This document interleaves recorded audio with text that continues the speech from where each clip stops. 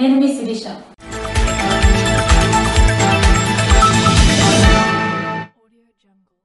పోలాకి మండలం గొల్లలవలస పంచాయతీలో ముమ్మరంగా ఎన్నికల ప్రచారం నిర్వహించిన Dharmana Krishna Chaitanya.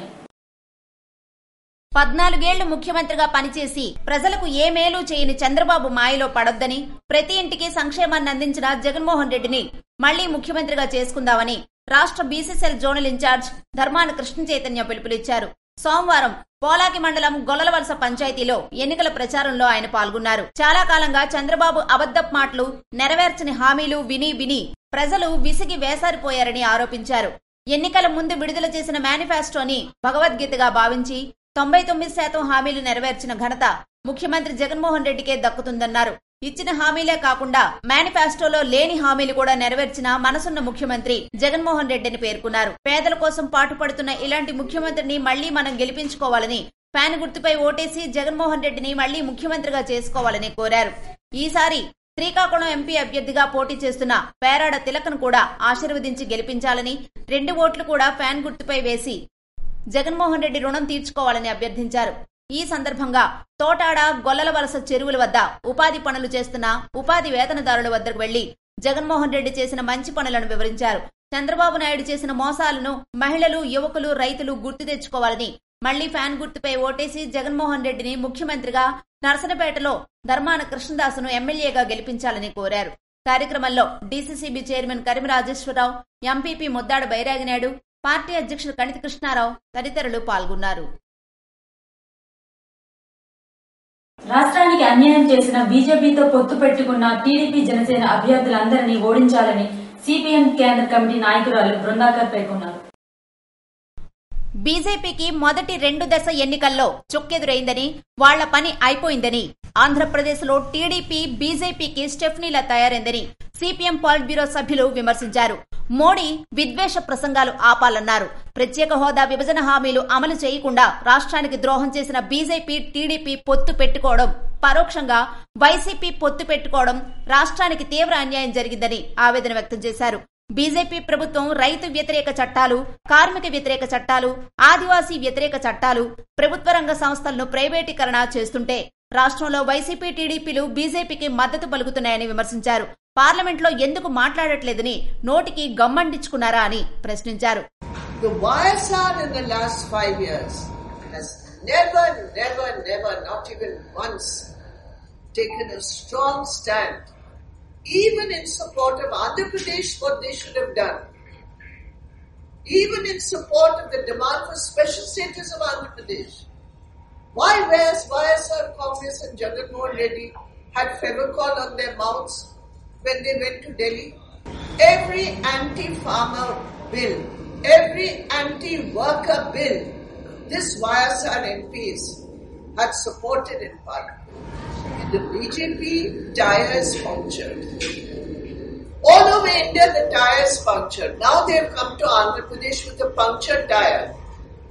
And TDP leader Mr. Chandrababu Naidu and his party, they are trying to act as a stepney for the BJP.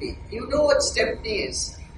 If the car is punctured, you have to put that jack to lift the car to change the. That is the role of TDP here. Very unfortunate. Instead of fighting BJP, they are joining hands with BJP, most anti-Kisan, anti-worker, anti-Andhra Pradesh party, anti-Telugu party is what I would say. CPM party రాష్ట్ర నాయకులు comrade CH Narasingarao, CPI party జిల్లా కార్యదర్శి గోవిందరావులు మాట్లాడుతూ BJP ప్రభుత్వం గుజరాత్ లో మితవీధిలో నెలకొల్పవలసిన అణు విద్యుత్ కేంద్రాన్ని కొవ్వాడలో పెడతారా అని విమర్శించారు. కొవ్వాడలో అణు ప్లాంట్ పెట్టడం అంటే శ్రీకాకుళంపై అణుబాం వేయడమేనని విమర్శించారు. అణు విద్యుత్ ప్లాంట్ లో ఏ చిన్న ప్రమాదం జరిగినా అటు ఛత్రపూర్ నుండి కాకినాడ వరకు సమస్త జీవకోటి నాశనం అవుతుందన్నారు.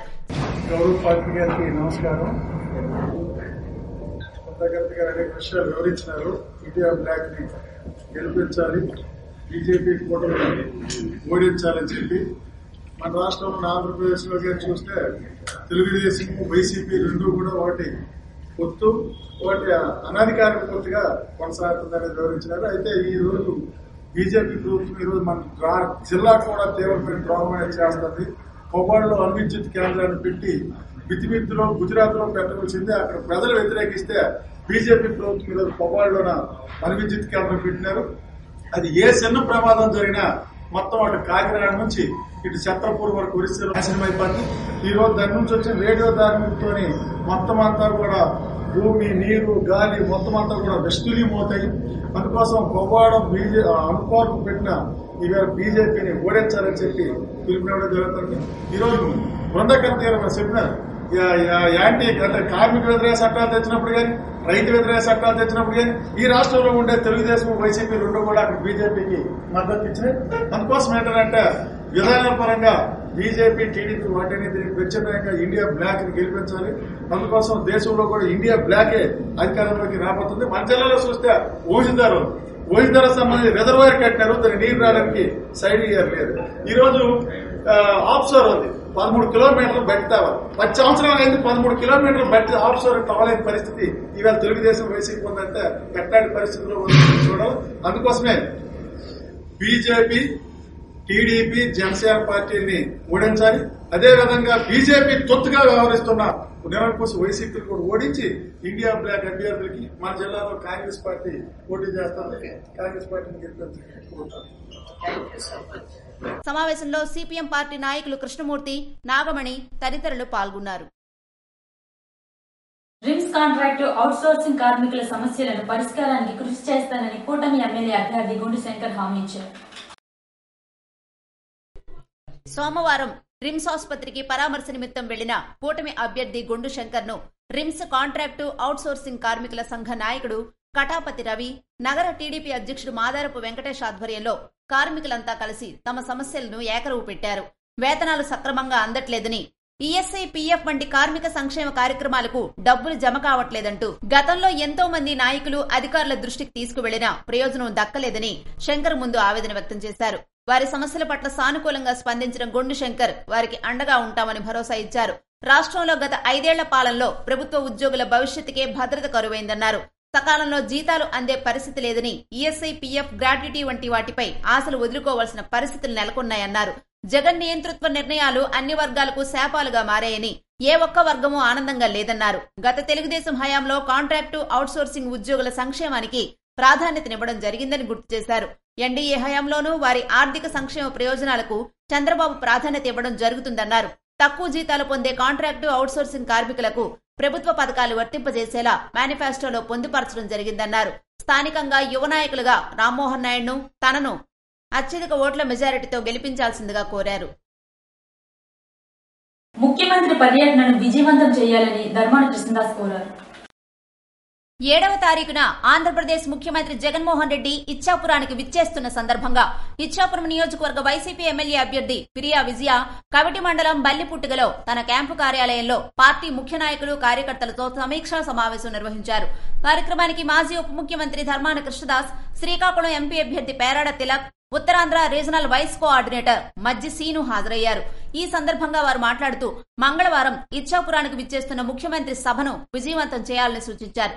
ఈ ఎన్నికలు ఎంతో కీలకమని, ప్రతి ఒక్క వైసీపీ నాయకులు, కార్యకర్తలు సమిష్టిగా కృషి చేసి చంద్రబాబు చెప్తున్న మాయమాటలను నమ్మొద్దని, వైసీపీ గెలుపుకు కృషి చేయాలని కోరారు. 4 మండలాల నుంచి, మున్సిపాలిటీ నుంచి పెద్ద ఎత్తున ముఖ్య నాయకులందరూ హాజరైనందుకు మీ అందరికీ హృదయపూర్వక అభినందనలు తెలియజేసుకుంటూ, ఒక ప్రతిష్టాత్మకమైనటువంటి కార్యక్రమం ముఖ్యమంత్రి గారు మరలా ఇచ్చాపురంకే చివరిగా మన జిల్లాలో ఇవ్వడం జరిగింది. నిన్న సుబ్బారెడ్డి గారు, శ్రీనివాస్ గారు వచ్చేటప్పుడు అందరూ చాలా మంది చివరిగా మాకు ముఖ్యమంత్రి గారి పర్యటన పెట్టండి అని చెప్పి కొంతమంది అడిగినా కూడా మరి ఇచ్చాపురంలోనే ఈ స్థలానికి ఉన్నటువంటి ప్రాధాన్యత గుర్తించి ఇవ్వడం, మరి దాన్ని విజయవంతం చేయాల్సిన బాధ్యత అయితే మన అందరిపైన ఉంది. మరి ఎన్నికలు ఒక చివరి ఘట్టంకి వచ్చే కేవలం ఒక 7-8 రోజులు మాత్రమే ఉంది కనుక మీ అందరూ రేపంతా ఇదే పని మీద ఉండి పెద్ద ఎత్తున ఈ సన్నాహక సభ విజయవంతం చేసే దిశగా ప్రతి ఒక్కరూ ప్రయత్నం చేయాలని, మన జిల్లా ప్రతిష్ట అలాగే ఇచ్చాపురం ప్రతిష్ట నిలిపించాలని, మరి విజయ పదంలో మరి ఇచ్చాపురం మరి జెండా ఎగరవేసి పార్లమెంటును కూడా కలిసి చేసుకునే విధంగా ఈ మెజార్టీ మనకు ఉపయోగపడే విధంగా మేమందరూ ప్రయత్నం చేస్తారని నమ్ముతూ, చెప్పడానికి ఇంతకుండా మనకు అవకాశం మరి రాదు. ఇటువంటి సదవకాశాన్ని మనం పూర్తిగా వినియోగించుకుని ప్రతి ఒక్కరూ బాధ్యతాయుతంగా పనిచేసి ఇక్కడ విజయదుద్ది మోగించాలని, ముఖ్యమంత్రి గారికి మన పట్ల మరింత ప్రేమ ఉండే విధంగా ప్రతి ఒక్కరూ పనిచేస్తారని నమ్ముతూ మీ అందరికీ మరొకసారి హృదయపూర్వక నమస్కారాలు తెలియజేసుకుంటూ ముగించుకుంటాం. ప్రతి సామాజిక వర్గాన్ని ఆదుకున్న ఘనత జగన్మోహన్ రెడ్డికే దక్కిందని, మరలా వైసీపీ గెలుపుకు అందరూ సమిష్టిగా సహకరించాలని కోరారు.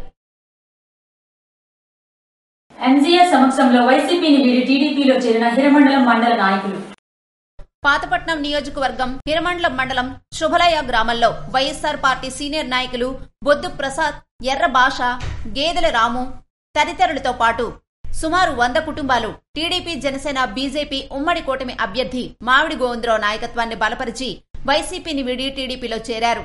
ఈ సందర్భంగా వారు మాట్లాడుతూ ప్రజాసేవకుడైన కూటమి అభ్యర్థి ఎంజీఆర్ గెలుపు కోసం అహర్నిశలో కష్టపడి పనిచేసి ఆయన్ని గెలిపించి అసెంబ్లీకి పంపిస్తామన్నారు. ఆదివారం పెద్దపాడులో ప్రచారం నిర్వహించిన గుండు శంకర్.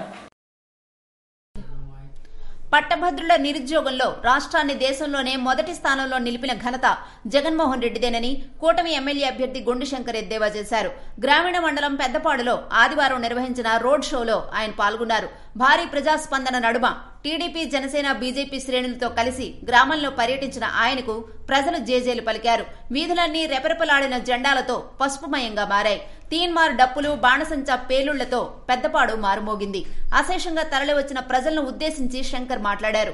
నవరత్నాలతో ఆంధ్రప్రదేశ్ ను సంక్షేమ రాష్ట్రంగా మారుస్తామన్న ముఖ్యమంత్రి జగన్ 13 లక్షల కోట్లు అప్పు చేసి రాష్ట్రాన్ని దివాలా తీయించారని విమర్శించారు. తెలుగుదేశం హయాంలోని వందలాది సంక్షేమ పథకాలను రద్దు చేసి ప్రజలపై అప్పుల భారం మోపారని మండిపడ్డారు. సహజ వనరులను దోచుకున్నారని ఆరోపించారు. నియోజకవర్గంలో ఒక్క అభివృద్ధి పని కూడా జరగలేదన్నారు.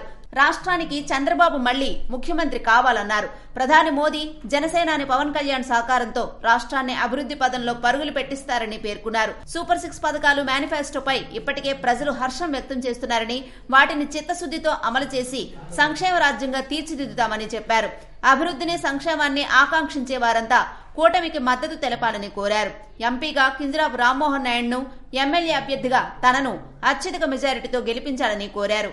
కార్యక్రమంలో టీడీపీ, జనసేన, బీజేపీ నాయకులు, వివిధ డివిజన్ల ఇన్ఛార్జీలు, కార్యకర్తలు, అభిమానులు పాల్గొన్నారు. ఆమ్దల్వలస మండలంలో గల పలు ప్రాంతాల్లో ఎన్నికల ప్రచారం నిర్వహించిన కింజరాపు రామ్మోహన్ నాయుడు. ఆదివారం ఆమ్దల్వలస నియోజకవర్గం ఆమ్దల్వలస మండలంలో గల పలు గ్రామాల్లో పార్లమెంటు సభ్యులు కింజరాపు రామ్మోహన్ నాయుడు ప్రచారంలో పాల్గొన్నారు. ఆమ్దల్వలస నియోజకవర్గ ఇన్ఛార్జ్ కోన రవికుమార్ మరియు తెలుగుదేశం, జనసేన, బీజేపీ ముఖ్య నాయకులు, కార్యకర్తలు ఆయన వెంట ఉన్నారు. ఇవి ఈనాటి వార్తలు. మరిన్ని వార్తలతో మళ్లీ కలుద్దాం. చూస్తూనే ఉండండి ఎస్ఎస్ న్యూస్.